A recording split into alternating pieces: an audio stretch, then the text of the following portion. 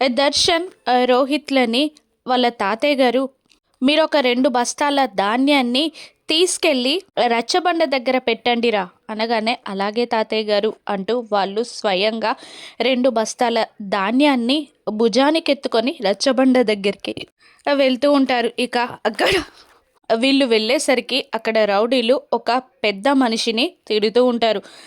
ఆ పెద్ద మనిషి ముసలతను ఇలా అంటూ ఉంటాడు ఆ రౌడీలతో, ఈసారి ధాన్యం ఇచ్చుకోలేను బాబు అంటూ ఉండగా, అలా కుదరదు ముసలోడా అని ఆ రౌడీలు ఆ ముసలతన్ని నెట్టేస్తూ ఉండగా వీళ్ళపై పడిపోతూ ఉంటాడు ఆ ముసలతను. ఇక వీళ్ళ చేతుల్లో ఉన్న ధాన్యాన్ని కిందికి దించి ఆ ముసలివాడు పడకుండా పట్టుకొని, ఎరా వాడి మొఖాలని కోపంగా చూస్తూ, పాపం పెద్దాయన వయసుకి కూడా గౌరవం ఇయ్యాలని తెలీదారా మీకు అని రౌడీలను తిడుతూ ఉంటాడు దర్శన్.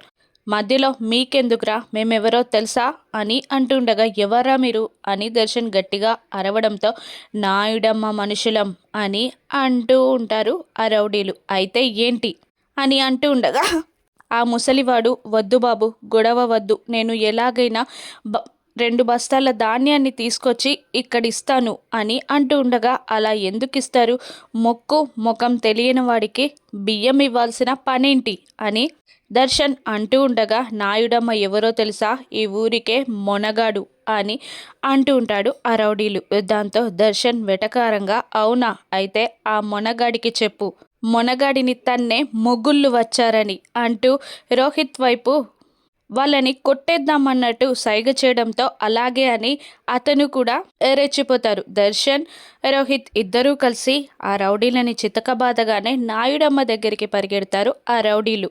జరిగిందంతా చెప్పగానే ఆ రాఘవయ్యకి వాడి మనవళ్ళకి నా చేతిలో ఉంది చావు అని అతను గంభీరంగా అంటుంటాడు. ఈ శత్రుత్వం ఎక్కడి దాకా వెళ్తుంది, నాయుడమ్మని ఆనంద దర్శన్ ఏం చేయనున్నారో రాను ఎపిసోడ్స్లో చూద్దాం. Thank you for watching.